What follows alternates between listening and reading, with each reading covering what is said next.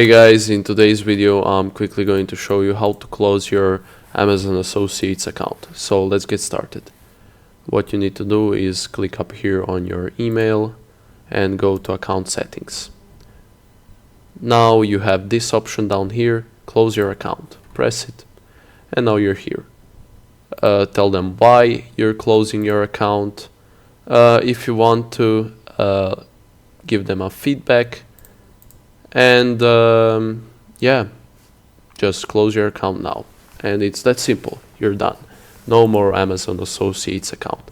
Anyhow guys, I hope you liked this video. If you did, leave a like. If you have any questions, feel free to ask, and if you want more tutorials just like this, subscribe. Anyhow guys, have a nice day.